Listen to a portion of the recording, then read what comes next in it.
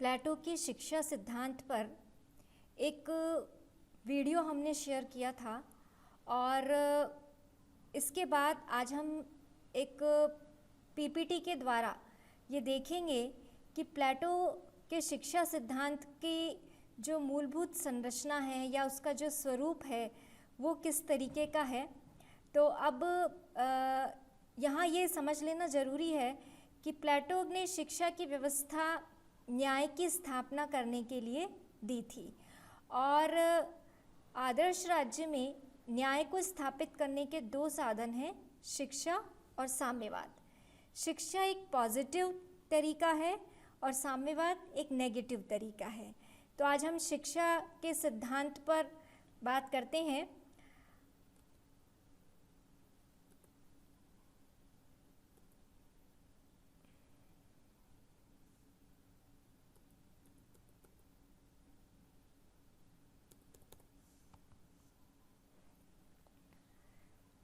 प्लेटो की रिपब्लिक शिक्षा पर लिखा गया सर्वकाल का सर्वश्रेष्ठ ग्रंथ है। ये रूसो का कथन है और यहाँ ये जान लेना ज़रूरी है कि शिक्षा के अंदर जब प्लेटो ने कहा कि सद्गुण ही ज्ञान है और ज्ञान ही गुण है, ये मूल रूप से सुकरात की उक्ति थी जो कि प्लेटो के लिए शिरोधार्य थी। सद्गुणों को क्रियान्वित करना यही मुख्य रूप से ज्ञान के रूप में सामने आता है। अब यहाँ पे जितनी भी विकृतियाँ होती हैं मानव जीवन की या राज्य की या समाज की, उन सब विकृतियों का निराकरण प्लेटो के अनुसार शिक्षा के द्वारा ही संभव है, क्योंकि शिक्षा हमको इस तरीके की ट्रेनिंग देती है कि वो हमें अपने मनोभावों को व्यवस्थित और नियंत्रित करने तथा उनको उदात्त रूप देने का एक साधन बनाती है। साथ में शिक्षा परिपोषण का कार्य करती है, हमारी आत्मा में जो गुण निहित हैं उनका विकास करती है। प्लेटो की शिक्षा योजना का प्राथमिक स्तर यानी कि जो जिसे हम प्राइमरी एजुकेशन कहते हैं, उसके अंदर चरित्र निर्माण और संयम इन दोनों पर के विकास पर बल दिया गया है। किस तरीके से चरित्र का निर्माण हो और आत्म संयम किस तरीके से बढ़े, इसके लिए प्रथम चरण में उन्होंने 6 से 18 वर्ष तक संगीत और व्यायाम की शिक्षा दी है। संगीत और व्यायाम इन दोनों का ही बहुत व्यापक अर्थ प्लेटो ने लिया है और ये अर्थ बहुत इतना व्यापक है कि संगीत में समस्त प्रकार की ललित कलाओं का समावेश है। इसमें मूर्ति कला, चित्रकला और जो भी हमारी आर्ट से रिलेटेड चीज़ें हैं वो सब इस विषय में सम्मिलित हैं और संगीत तो इसमें विशेष स्थान रखता ही है। संगीत का प्लेटो के एजुकेशन सिस्टम में इतना अधिक महत्व है कि प्लेटो ने जिस तरीके से संगीत हमें साधता है, उसी तरीके से राज्य को साधने का कार्य भी संगीत के द्वारा होता है, क्योंकि उससे हमारे जो मनोभाव हैं उन पर बहुत अधिक बैलेंस बनता है, नियंत्रण होता है।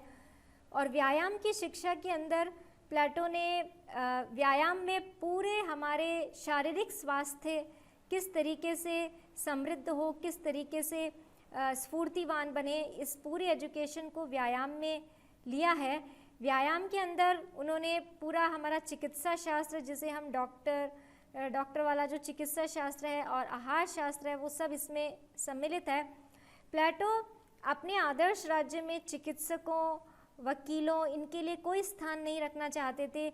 इसलिए उनका ये मानना था कि प्रत्येक व्यक्ति इतना समर्थ होना चाहिए कि वो अपने स्वास्थ्य की रक्षा खुद कर सके।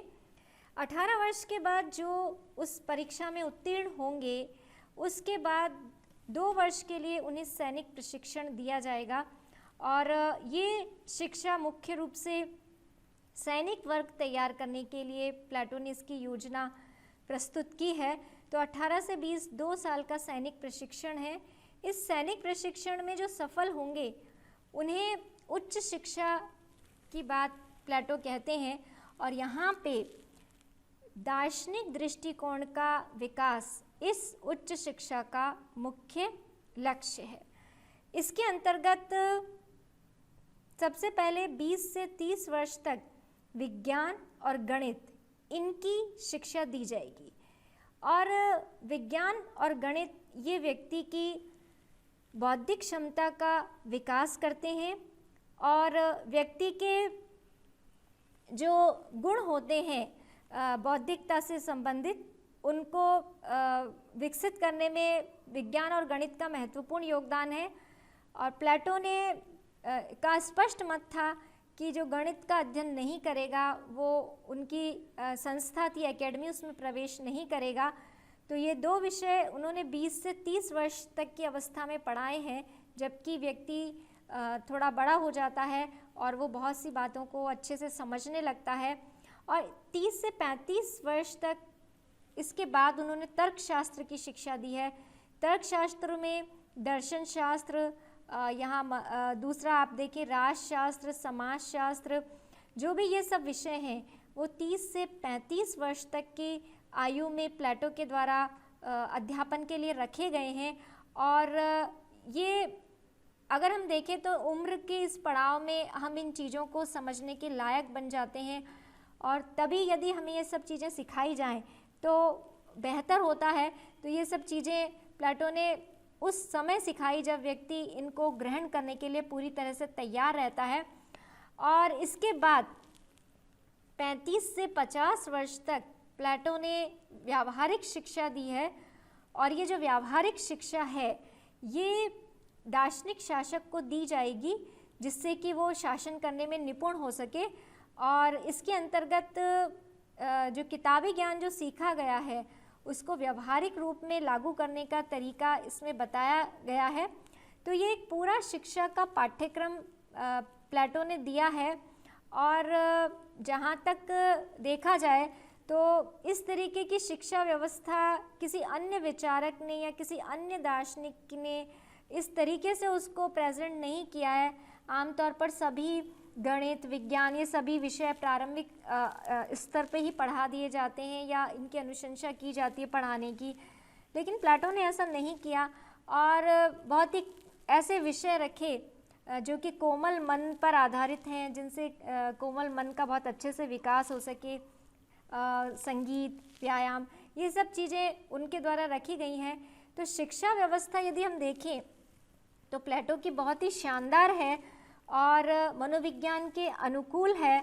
वर्तमान में हमारे लिए बहुत अधिक उपयोगी है क्योंकि यहाँ से हम बहुत कुछ सीख सकते हैं। बहुत चीज़ें हमें देखने को मिल रही हैं कि हमें ये विषय कब पढ़ना है, कब नहीं, इसको रखा जाना चाहिए, और हर विषय की उपयोगिता बताई है। ऐसा नहीं कि यदि कोई संगीत में निपुण है तो वो विज्ञान और गणित ये सब कोई महत्वपूर्ण विषय नहीं है, ऐसा नहीं है। उनके लिए ये भी बहुत महत्वपूर्ण विषय है, दर्शन भी बहुत महत्वपूर्ण विषय है, दर्शन शास्त्र भी पढ़ाया जाना चाहिए और ये सब अन्य जो समाज विज्ञान के विषय हैं वो भी पढ़ाए जाने चाहिए। तो एक पूरा तालमेल प्लेटो ने प्रस्तुत किया है और बिल्कुल सही है। जिस दार्शनिक शासक को तैयार करने के लिए ये पूरी शिक्षा व्यवस्था रखी गई है उसका मन भी कोमल होना चाहिए, उसमें इतना उसकी बौद्धिक क्षमता इतनी अच्छी होनी चाहिए कि वो सही समय पे सही डिसीजन ले सके, क्योंकि उस पर कानूनों का कोई प्रतिबंध नहीं है, वो स्वयं ही अपने निर्णय लेगा। तो उस शासक को तैयार करने के लिए इतनी अच्छी शिक्षा व्यवस्था वास्तव में होनी ही चाहिए थी और प्लेटो ने ऐसा किया है। और सभी को सभी प्रकार की शिक्षा नहीं दी है, जो पात्र है, जो योग्य है, उसी को उच्च शिक्षा प्लेटो के द्वारा दी गई है। ये प्लेटो की शिक्षा व्यवस्था की एक बेहतरीन विशेषता है। जैसा कि जानते हैं तकनीकी शिक्षा को शिक्षा में कोई स्थान नहीं दिया गया है और जो भी है सभी वर्गों को, उत्पादक वर्ग को छोड़ करके शासक और सैनिक वर्ग को ये शिक्षा दी जाती है, चाहे उसमें फिर कोई महिला हो या पुरुष हो, सभी को ये शिक्षा दी गई है।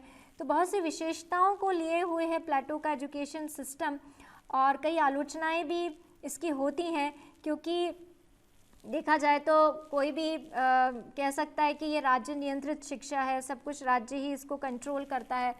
तो तानाशाही या निरंकुश तंत्र के यहाँ पे बीज मिलते हैं। लेकिन यदि हम खुले रूप में देखें तो शिक्षा वास्तव में एक ऐसी व्यवस्था है जो कि जिस तरीके से प्रस्तुत की है, जो महत्व, जो इम्पोर्टेंस प्लेटो ने रिपब्लिक में शिक्षा का बताया है कि यदि शिक्षा सही नहीं होगी तो राज्य बिल्कुल मतलब अव्यवस्थित और तहस नहस हो सकता है। और आज हमें इस बात को ध्यान रखना चाहिए कि यदि हम अपने समाज, अपने राष्ट्र, इनको आगे बढ़ाना चाहते हैं तो हमें अपने एजुकेशन सिस्टम पर बहुत ध्यान देना होगा, क्योंकि यही वो चीज़ है जो कि हमें आगे बढ़ा सकती है। और अगर ये नष्ट हो गई, इसकी व्यवस्था ही नष्ट हो गई, तो फिर समाज और राष्ट्र इन दोनों पर संकट आ सकता है।